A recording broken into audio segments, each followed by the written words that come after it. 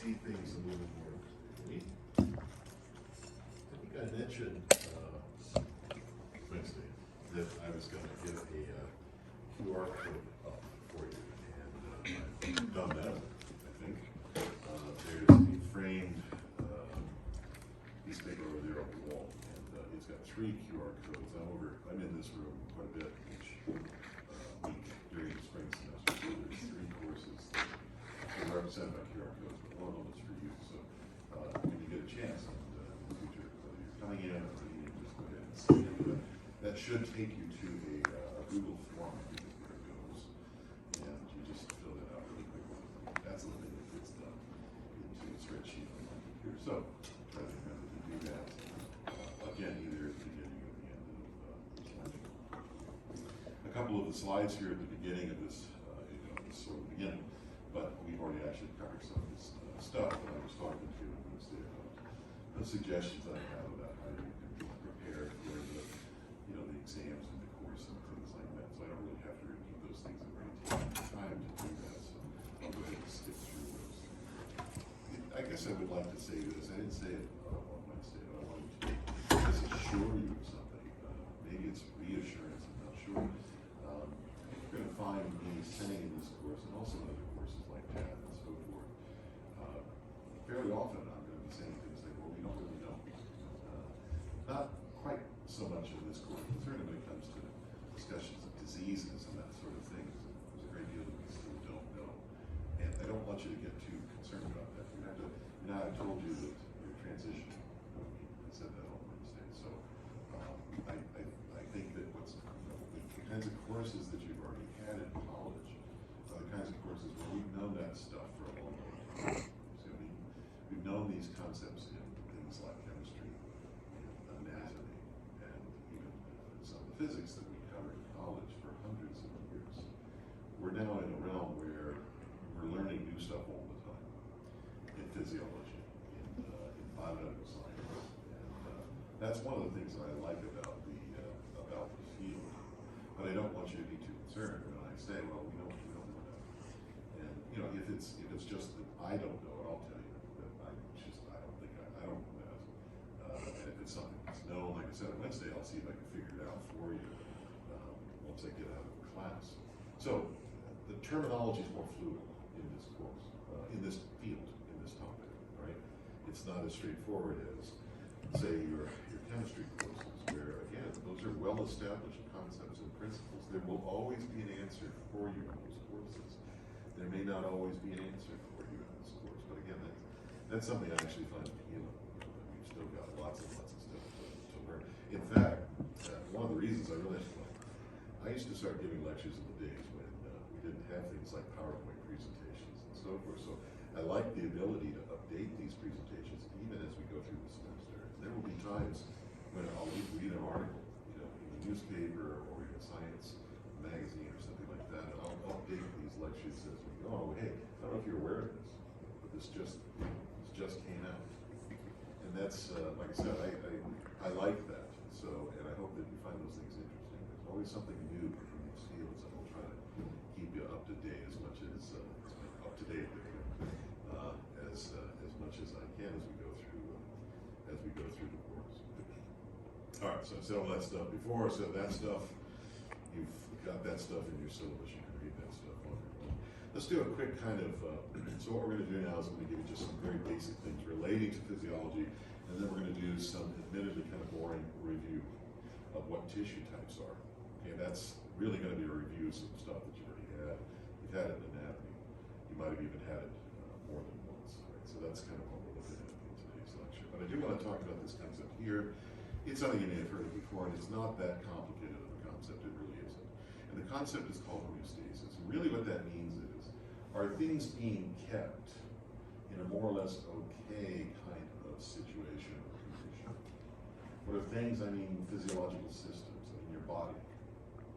But the one thing that homeostasis does not mean is that things are being kept constant. And I'd like to emphasize this concept.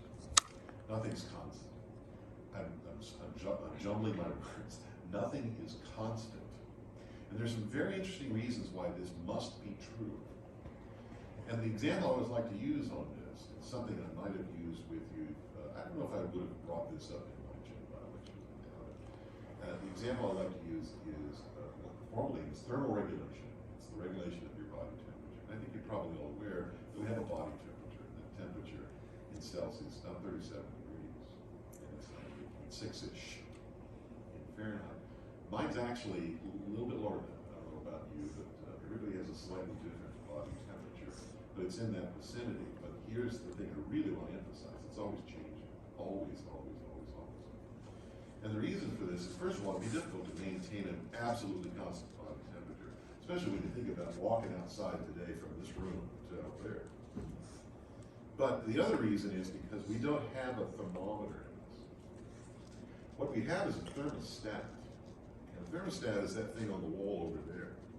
And what that thermostat does is it recognizes that the temperature in the room is changing.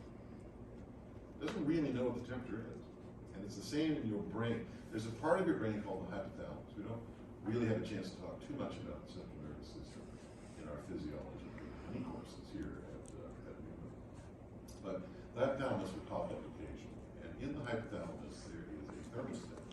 And as the blood flows through your hypothalamus, the hypothalamus can determine whether the blood is warming up or cooling off.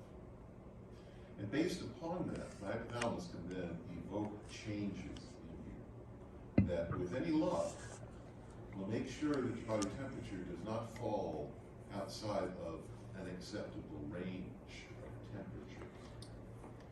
And as long as your body temperature does remain within those acceptable ranges, then we can say that your body temperature is being maintained in a homeostatic way. You see, that's what homeostasis means. But again, one of the key things there is that we have to have change in order to detect these things going on in our body. I don't know if you know this, but it's very difficult to spot things when they're sitting still. And so animals that are typically considered as prey are very good at just stopping, standing still, because it tends to reduce the chances that a predator can spot them. It's the same if you're a hunter, if you're hunting, things like that. It's difficult to see things when they're standing still, but if they move, boy, can you pick up on that much, much quicker. It's the same idea, it really is. Things have to move if we're going to be able to detect those things, even in physiological systems. And this applies, folks, to every single physiological system that's operating in your body. It has to change. But we don't want it to move outside of those acceptable, outside of that acceptable range. We don't want it to move beyond the limits. And the limits are being indicated here by the dashed lines. But you see that everything is changing, and as long as the change is within those limits, then we can say you're in homeostasis. But you can also say that everything is pretty much okay. That's kind of what homeostasis is all about. You can see there's some fancy ways of defining this, but I think that it's certainly adequate to define homeostasis in the way that I just done. But there's a lot that goes into the sort of mechanisms by which these systems are kept within those acceptable ranges. And this also brings up then a very important concept, which is called feedback. So as the blood is moving through your hypothalamus, and the hypothalamus detects that maybe your blood temperature is rising a bit, right? There has to then be some kind of response. Otherwise, why bother detecting the change in the temperature of your blood? That response is the feedback. So the hypothalamus is the detector, it's the sensor. But the hypothalamus then can talk to other parts of your body. It turns out other parts of your brain, at least. You can say to those other parts of your brain, well, things are warming up. And then the other parts of your brain then can do something to try to make sure that you don't get too hot. It's that simple, right? As you probably know, what we can do in those situations is that we can send out information from the brain. We can say things like, well, first of all, this may not sound like it's a real physiological thing, but it is. Get out of the sun. Go inside. Get into the shade. So the responses can be behavioral. They can also be what we consider to be more physiological, which is start sweating. Another thing that you'll do is that you will start to dilate the blood vessels that sit just underneath your skin. And the expansion of blood vessels is called vasodilation. And that will happen. And I think you know this. You can get flushed when you're hot. And that increases the rate at which you actually lose heat from your body. It's a very significant way of getting rid of heat. As a matter of fact, that's the main way that we get rid of heat from the body. It's not sweating. But the sweating can help. I mean, that's for sure. But you get flushed? Flush. That process is called flushing. When women go through menopause, we say that they have hot flashes. That's actually a bastardization of the word flushing. They're actually flushing. You ever seen a woman that goes through menopause and they get these episodes? They're episodic periods where they feel like they're burning up, right? They're almost febrile. They feel like they're getting a fever, and they flush, and they're unloading heat from their body. Well, they're actually not. Their body isn't warming up. This is all the result of these crazy changes that are going on in your body with the hormones, but it's flushing. And that unloads heat. So those are responses. But here's the kicker, you see. Those responses should act in a way that then, again, keeps you from becoming too hot. So the feedback is designed in almost all cases to reverse the direction of the change in the system. So in most physiological systems, the feedback operates under a logic that we call negative. So almost all physiological systems are regulated in a negative feedback manner, which means, quite simply, you start to get warm, you try to cool off. You start to get cold, you try to warm up. We're not as good at warming ourselves up as we are at cooling ourselves off. But we might do things like shiver or get out of the cold and go to some place that's warm or wear a coat. Those are all ways of reversing the direction of the change. If your body is starting to cool off, try to do something physiologically or even behaviorally that will reverse the direction of that change. That means warm you up. There are some examples in physiology, normal, healthy physiology, of positive feedback. And positive feedback, as you might be able to figure out, is a situation where something's detected as changing, but the response enhances the change in the original direction of the change. And I'll give you an example of what can go on, and this is your public service announcement for the day. Let's say that you're outside doing something very very, very physical on a really hot, maybe humid summer day in Kansas. And one of the places where this occurs, not infrequently, unfortunately, is with athletes, and especially football players, because some football players are very big. And I mean that literally. They are large, and they don't have a particularly high surface to volume ratio. And you might have heard me harping a lot about a surface to volume ratio in gym diet. It actually matters, it really does. So you got this big lineman, let's say, right? And he's out there doing two-a-days, or what we used to call double sessions in football. He's out there in the middle of the summer, in the middle of the day. It's really hot, and he's really big, and he doesn't do a very good job of losing heat in the first place. Now let's put some pads on. And then worst of all, let's put a helmet on, because you lose most of your heat through that. He can get too hot. So while he starts to warm up, certainly this operation is going to occur. He's going to start sweating. He's going to vasodilate, but it may not be enough. I mean, he's covered his body with pads, in a uniform. That makes it difficult to radiate the heat out of his body. It doesn't radiate it out of his head very much. And the sweating isn't working well enough. And it can get to the point where the negative feedback pathways that are attempting to keep him cool fail. And he gets to the point where he's so sick that those negative feedback pathways actually reverse into positive feedback pathways. So while he's out there getting hotter and hotter, he might actually start to experience signs and symptoms that we refer to as heat exhaustion. And that can lead to things like the feelings of nausea. He doesn't feel well, he might even become a little bit dingy, right? He's not really thinking clearly. And these are warning signs. I'm telling you this so that you're aware of this, not just in a physiological way, but in case this happens to you or somebody that you know. Because unless something happens and he is eventually able to unload heat quickly enough, he will in fact exceed the acceptable range of body temperatures, and he'll kick over into positive feedback. And believe it or not, under those conditions, he will stop sweating. He will vasoconstrict his blood vessels, and he'll start shivering. At that point, unless you physically drop his body temperature, he's going to die. You understand? He's going to actively conserve his body temperature. And that's what we call heat stroke. And that is a life-threatening situation. And the more coaches that we can make aware of this, the better, right? Because not all coaches, I'm not picking on coaches, it's just that there needs to be a lot more awareness of this, because football players especially die every year of heat stroke. And it's not just the pros, it's even high schoolers and so forth.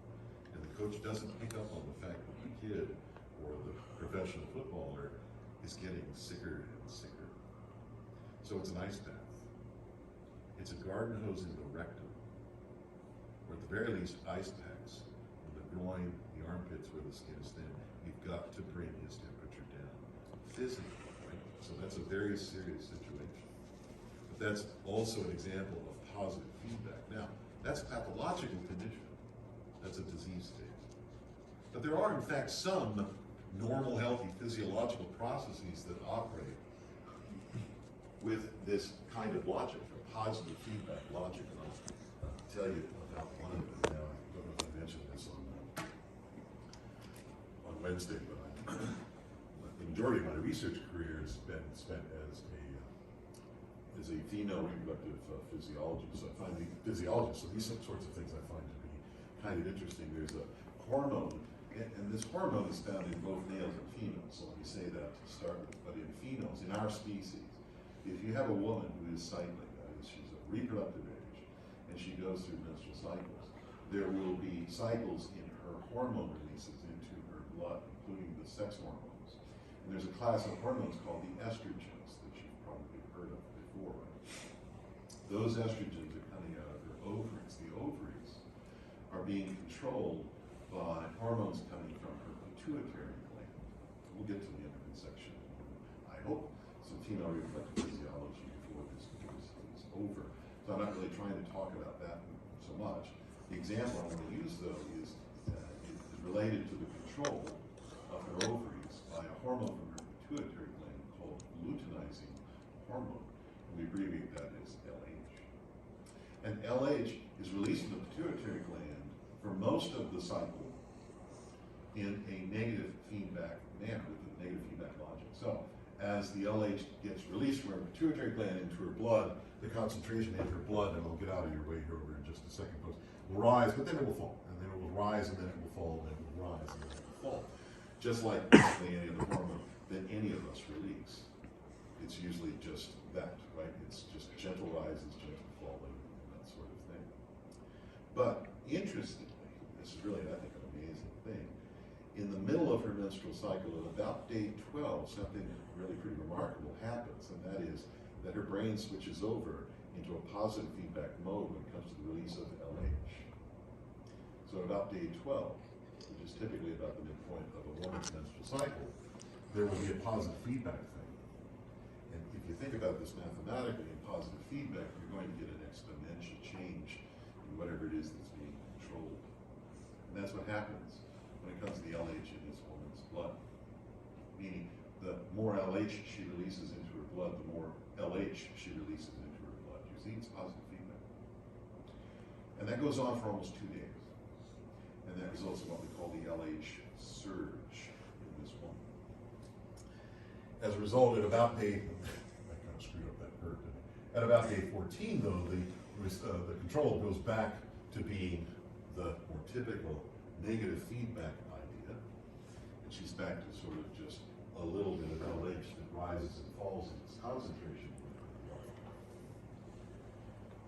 This LH surge is what causes her ovaries to ovulate, to release an egg. So this is a pretty important feature for our species. Unless women ovulate, our species is doomed, right? We've got to have eggs released so that we can have fertilization, create the next generation, and so forth. So it's kind of a remarkable process, this switching from negative feedback to positive feedback. And again, that occurs at the midpoint of the menstrual cycle. And I might have pimped you on this already in Gen Bio, but what is the duration of a typical woman's menstrual cycle? What is her period? Not the bleeding part. How long does this last? Is what I'm asking. Whole cycle. Some of you ladies know this. It's been a month, isn't it? So that's why about the day 12, day 13, you end up with this ovulation. So now you know you ovulate at the midpoint of your cycle. Now, does that mean you can't get pregnant during the first half of the cycle?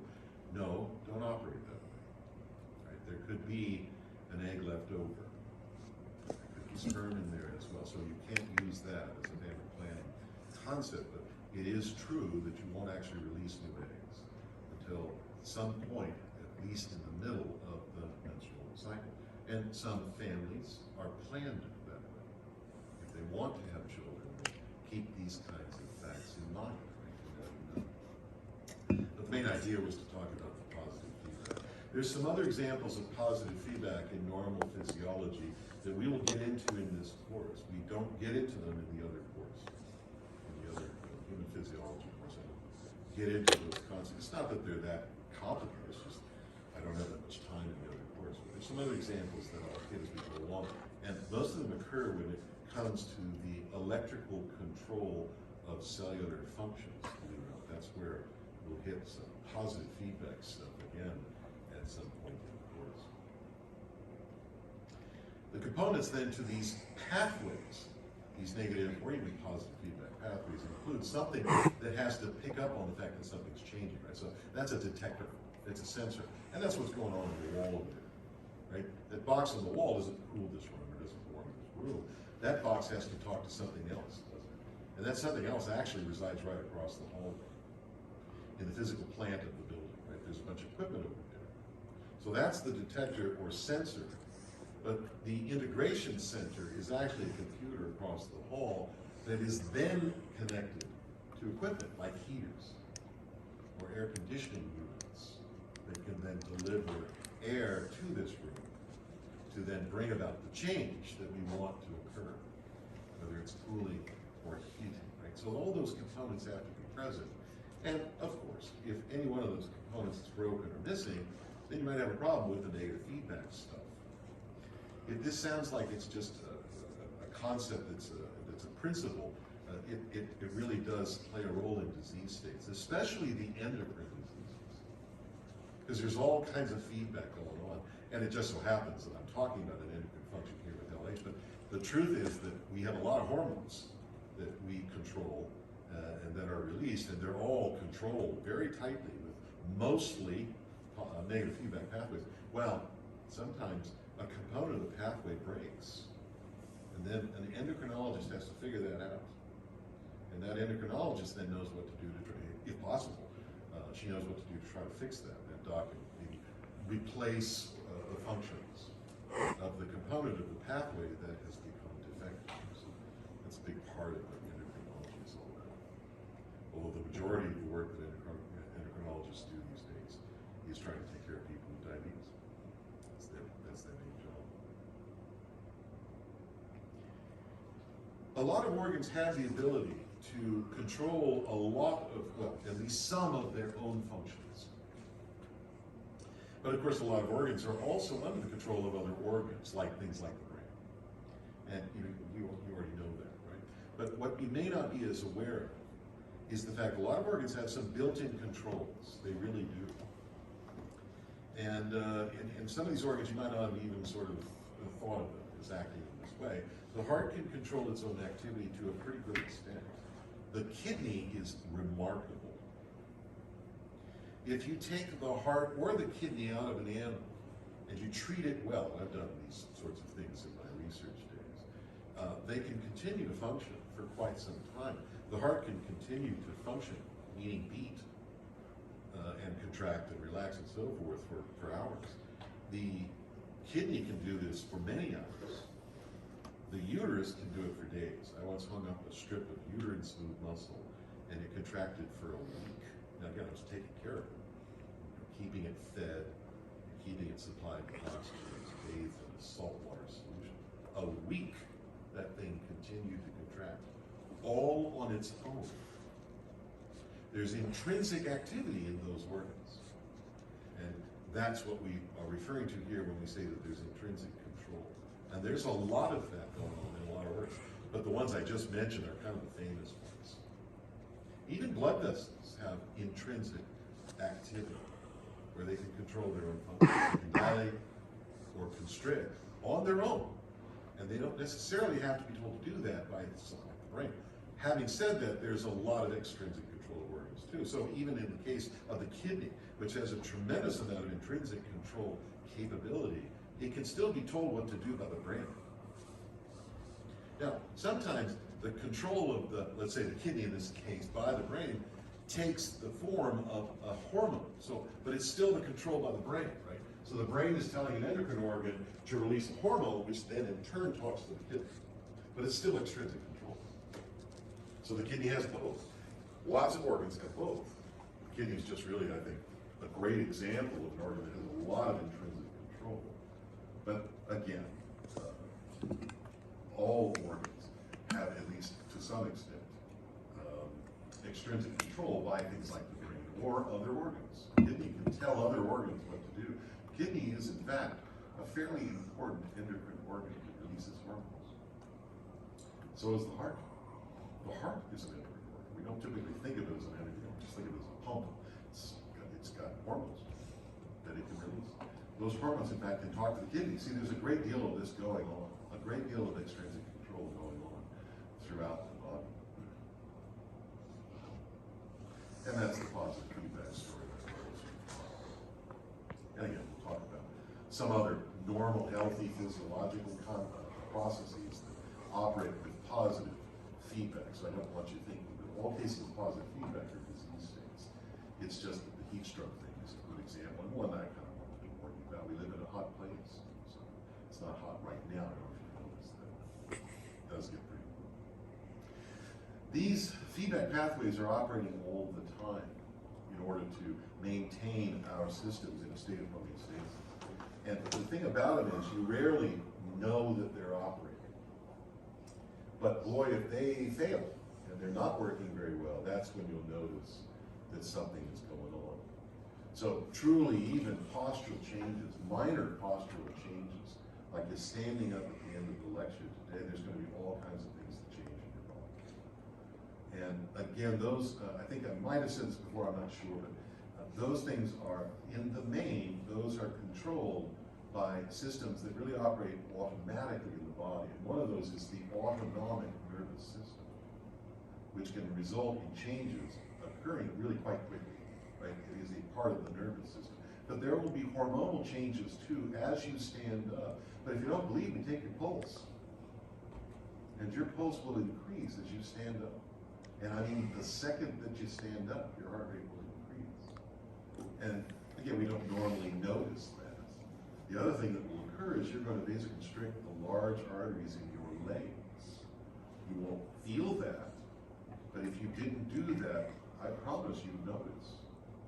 Because as you stand up, the blood has a tendency to fall away from your brain, see, as you're standing up against gravity. And there are actually pressure sensors right in here in your carotids. And they're located there for this very reason, right? So that we are, if we can, always keeping the pressure of the blood perfusing our brain at an adequate level. So as you stand up and the blood wants to fall away from your brain, you increase your heart rate. You actually increase the contractility of your heart also. But you also squeeze the blood out of your lower appendages upwards to maintain that pressure. Grandma may not be able to do that as well, right?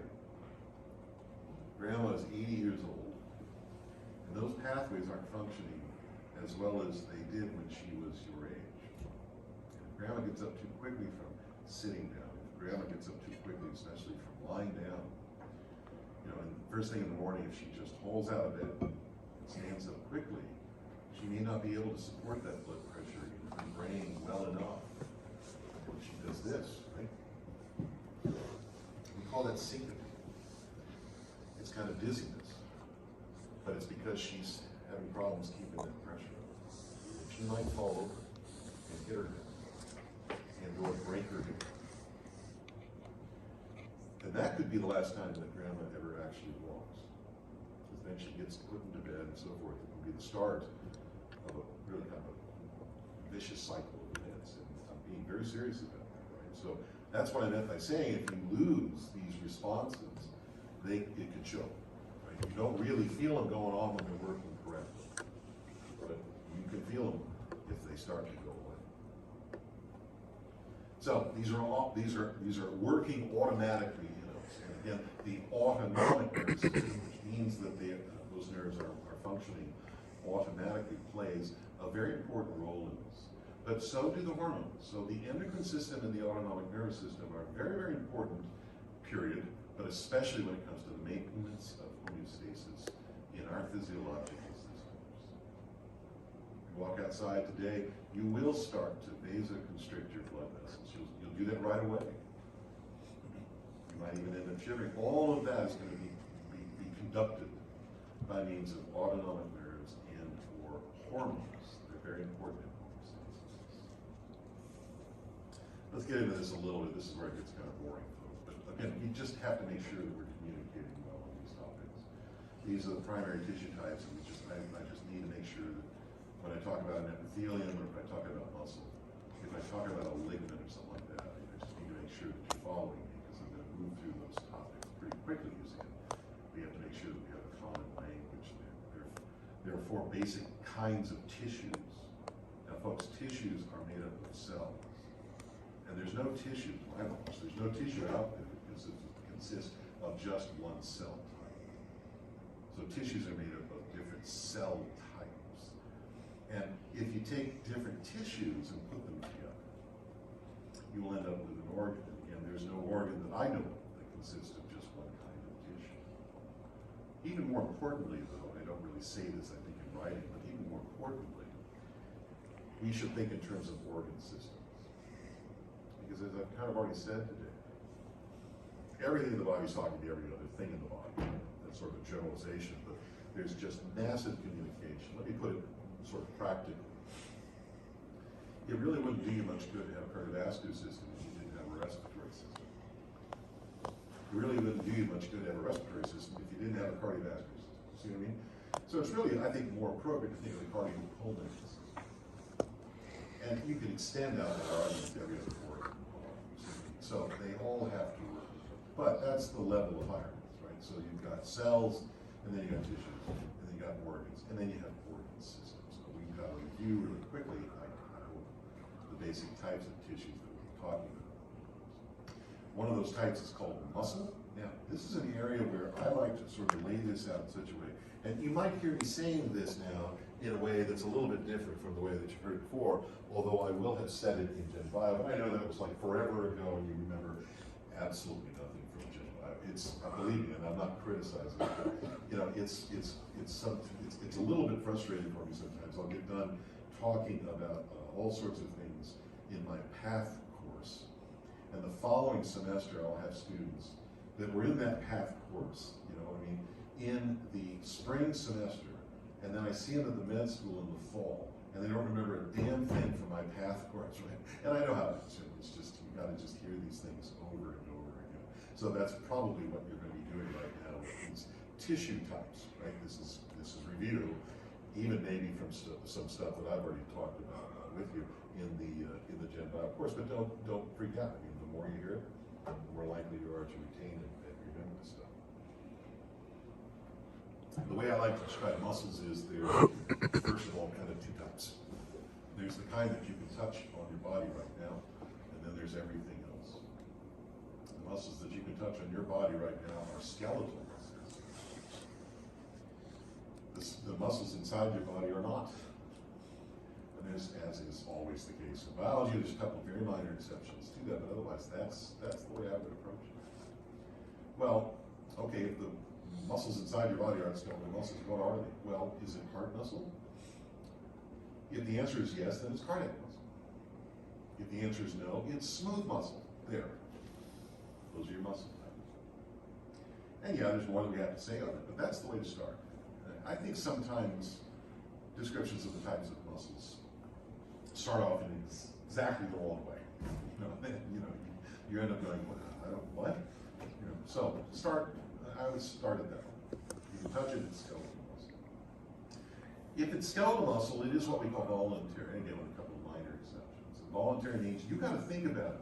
I know that's a weird concept. I don't think about moving the skeletal muscles in my legs. Actually, you are. It's just that you think about those things so quickly and kind of by rote memorization that it feels like you're not thinking about those things, but you have to think about moving those muscles. There's a part of your brain that must say, okay, I want to move that muscle. But the muscles inside your body don't operate that way. Not only do you not have to think about controlling those muscles, to the majority, in the main, you can't control those muscles. They are involuntary. So the smooth muscles and the cardiac are involuntary. There's a little bit of exceptions to it. It is thought that some women can control the contractions of their uterus during labor at least a little bit. Now that's smooth muscle, right? But it's just a little bit. Those are really technical involuntary muscles. Striated muscles are those that look striped under the microscope. In fact, you can see the stripes even with a magnifying glass, certainly for skeletal muscle.